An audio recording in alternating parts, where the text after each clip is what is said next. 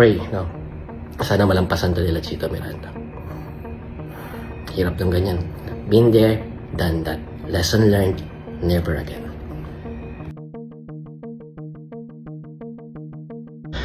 Ang pangit ko na ngayon. Miss ko na yung payat na ako. Payat na mukha. Miss ko na maging pogi. Ay. Anyway, I'll make this very quick at wala rin ako sa mood today, to be honest.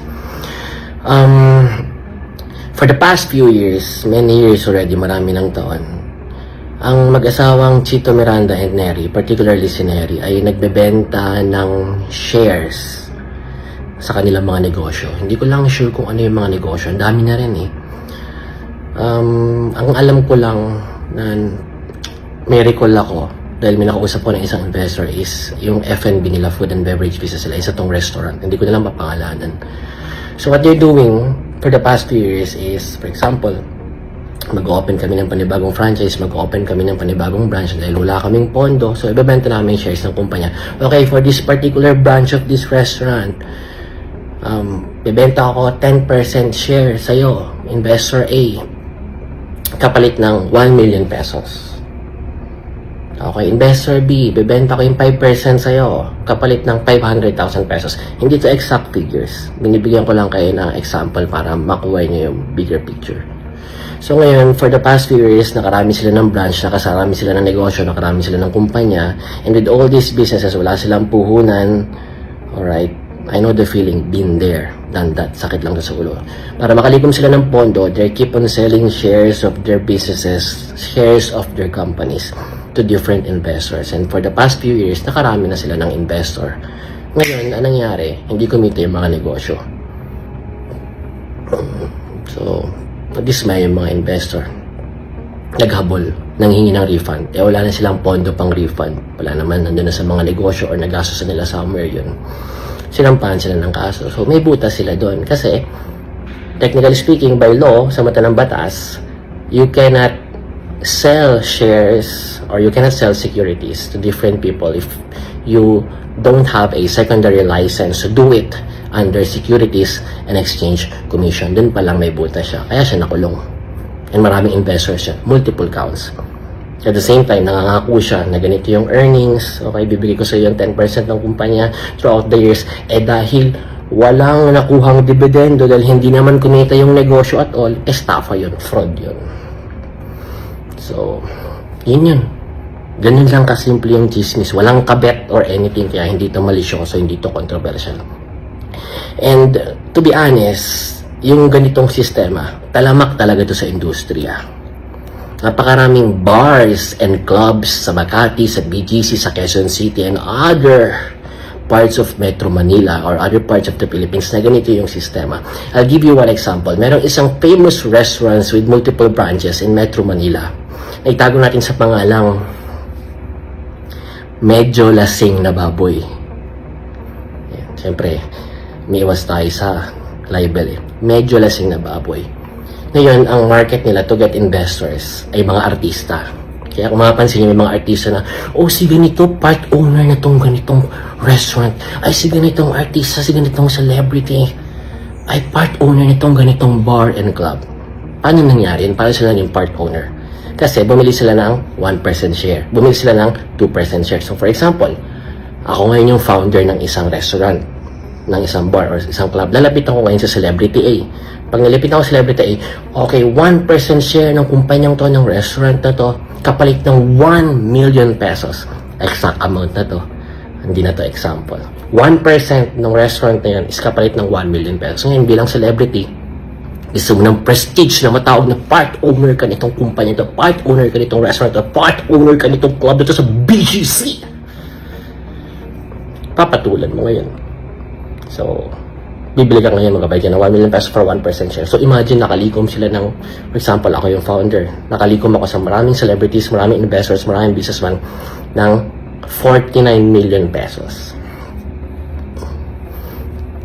Kapalit ng 49% share. Controlled ko pa rin yung 51%. So ngayon, binentahan ko ngayon ito ng mga shares. Nakakuli ko mga 49 million pesos. Yung 49 million ba yun? Mga gastos ba yun sa isang club, sa isang restaurant, sa isang bar? No.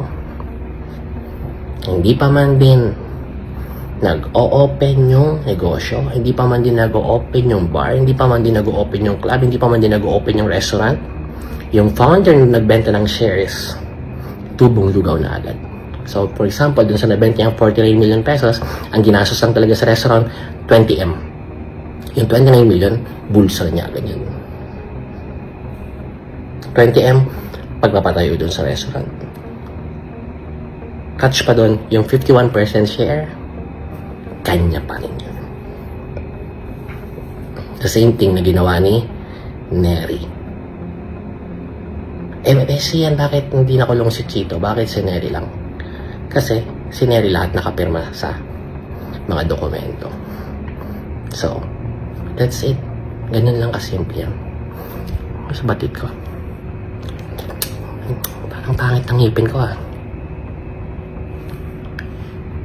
Anyway, bye-bye. God bless you all, mga masang. And I pray, no? Sana malampasan to nila Chito Miranda. Hirap ng ganyan. Been there, done that. Lesson learned, never again. Ang pangit ko na ngayon. Miss ko na yung payat na ako. Payat na mukha. Miss ko na maging pogi. Ay. Anyway, I'll make this very quick at wala rin ako sa mood today, to be honest. For the past few years, many years already, marami ng taon, ang mag-asawang Chito Miranda and Neri, particularly si Neri, ay nagbebenta ng shares sa kanilang mga negosyo. Hindi ko lang sure kung ano yung mga negosyo. Ang dami na rin Ang alam ko lang na may recall ako dahil may nakausap ko ng isang investor is yung F&B nila, food and beverage business nila, isa tong restaurant. Hindi ko na lang mapangalanan. So what they're doing for the past 2 years is, for example, mag-open kami ng panibagong franchise, mag-open kami ng panibagong branch dahil wala kaming pondo. So, ibebenta namin shares ng kumpanya. Okay, for this particular branch of this restaurant, bibenta ako 10% share sa'yo, investor A, kapalit ng 1 million pesos.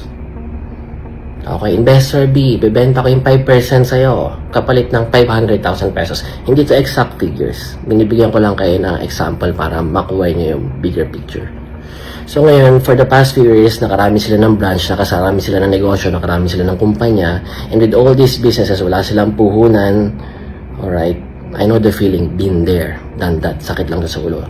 Para makalikom sila ng pondo, they keep on selling shares of their businesses, shares of their companies to different investors. And for the past few years, nakarami na sila ng investor.